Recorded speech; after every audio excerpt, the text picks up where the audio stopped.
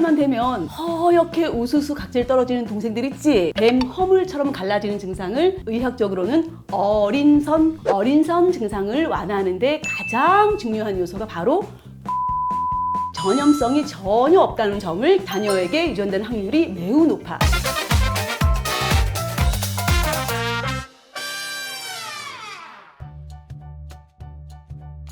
안녕 동생들, 한국피부과학연구원 원장 안원이야. 요즘 날씨가 점점 추워지고 있어. 겨울철만 되면 팔다리에 허옇게 우수수 각질 떨어지는 동생들 있지? 피부도 건조해지고 갈라지고 특히 뱀살처럼 갈라지는 피부 때문에 힘들어하는 동생들을 위해 뱀살 피부에 대한 모든 것 언니가 팩트체크 해줄게. 궁금한 동생들 얼른 앉아봐. 흔히 팔다리를 중심으로 피부가 건조해지면서 뱀 허물처럼 갈라지는 증상을 뱀살 피부라고 부르지. 겨울철만 되면 뱀살 피부가 더 심해져서 스트레스 받는 동생들도 있을 거야. 임상적으로 전신에 이런 부류의 인설이 보이는 피부 질환을 의학적으로는 어린선 혹은 비늘증이라고 해. 언니는 오늘 영상에서 어린선이라고 명칭을 통일할게. 어린선이란 이름은 한자로 물고기 어에 비늘 린자를 쓰는데 피부 각질이 물고기 비늘 모양처럼 벗겨지고 갈라지는 증상에서 유래했어. 어린선에 대한 의학적 기록은 기원전 인도와 중국의 문헌에도 등장하지만 1808년 영국의 로버트 윌런에 의해 처음으로 명확하게 보고되었어.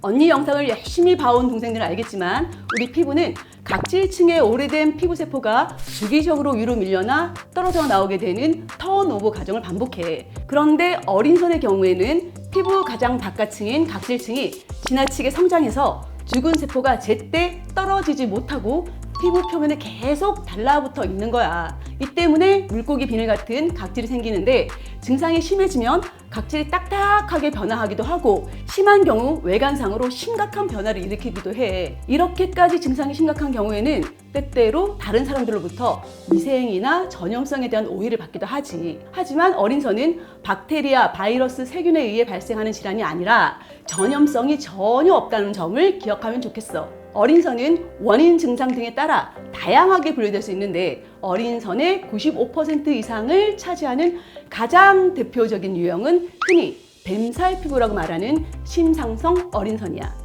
특별한 통증이 없고 증상이 가벼운 수준인 경우가 대부분이긴 하지만 그렇다 하더라도 미관상 다소 좋아 보이지 않기 때문에 많은 사람들이 스트레스를 받곤 하지. 이 심상성 어린선을 기준으로 팩트체크를 해볼게. X. 어린선이 다리에 많이 나타나긴 하지만 그렇다고 꼭 다리에만 한정되는 건 아니야.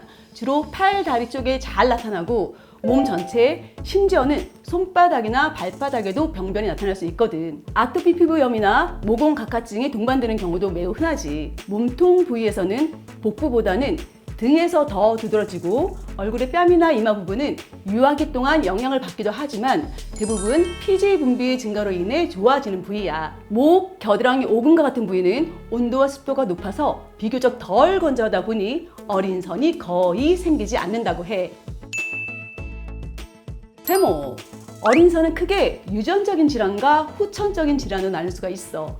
유전적인 어린선 중 가장 흔한 형태가 아까 이야기한 심상성 어린선이야. 상염색체 우성 유전이기 때문에 부모 중 한 명이라도 어린선인 경우 자녀에게 유전되는 확률이 매우 높아. 아주 드물게 후천적인 이유로 어린선이 발생하는 경우도 있거든. 림프종을 비롯한 여러 암, 갑상선 기능 저하증, 홍반성 루푸스, 피부 근염 등의 자가 면역 질환 등의 질병을 앓은 경우나 특정 약물에 의해서 심상성 어린선과 유사한 피부 증상이 나타날 수 있다고 해. X. 아니야. 미적으로 비슷한 스트레스를 주는 피부 질환인데다 각질과 관련한 문제라는 공통점이 있고 같은 부위의 심상성 어린선과 모공 각화증이 함께 동반되는 경우가 많다 보니 헷갈리는 동생들이 있는 것 같은데 어린선과 모공 각화증은 아예 다른 질환이라고 봐야 해.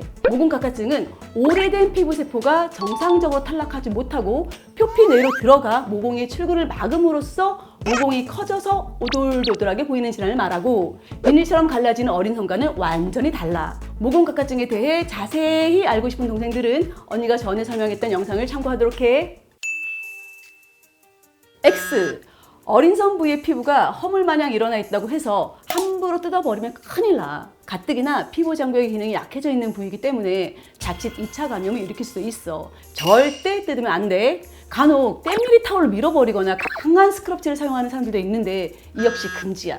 피부가 더 건조해져서 어린 선이 더 심해질 수 있거든. 상처가 생기거나 피부가 손상되면 2차 감염의 위험도 있으니까 심상성 어린 선이 있는 피부는 가벼운 자극에도 민감하게 반응하기 때문에 자극을 주는 행동은 최대한 피하는 게 좋아. 심상성 어린 선의 경우 성인이 되면 대부분 완화된다고 했지만 사실 완벽히 사라지는 건 아니야. 하지만 꾸준히 관리를 해준다면 증상이 호전될 수가 있어. 심상성 어린선을 가지고 있는 동생이라면 아마 건조한 겨울에는 상태가 더 나빠지고 습한 여름이 되면 상태가 다소 좋아지는 경험을 해봤을 거야. 왜냐하면 어린선 증상을 완화하는데 가장 중요한 요소가 바로 보습이기 때문이야. 하지만 단순히 보습을 위해서 크림만 발라주는 것보다 전체적인 생활 습관을 개선하는 것이 더 좋겠지. 먼저 가습기를 활용해서 실내 습도를 유지해주는 것이 중요해. 건조한 환경이 어린선에 가장 안 좋으니까 말이야. 샤워는 1, 2일에 한 번 너무 뜨겁지 않은 물로 짧게 해주는 게 좋아. 때밀이 타올 등으로 벅벅 문지르는 건 절대 안 되고, 만약 각질 때문에 피부가 너무 두꺼워져 있어서 꼭 제거하고 싶다면 억지로 벗겨내려 들지 말고 각질 용해제를 사용하거나 연고 혹은 약물 등을 활용해서 피부 각질 탈락을 촉진하도록 해. 샤워 후에는 즉시 보습제를 충분히 발라주는 게 가장 중요해. 건조한 겨울철에는 오일을 발라주는 것도 좋겠지. 하지만 증상이 심한 경우라고 생각이 되면 꼭 피부과에 방문해서 전문의의 진단을 받도록 해. 어린선의 피부 질환이기 때문에 통상적인 경우보다 심각한 상태에는 약물이나 연고를 처방받는 것이 그 무엇보다도 큰 도움이 될 수 있다는 것 잘 기억해.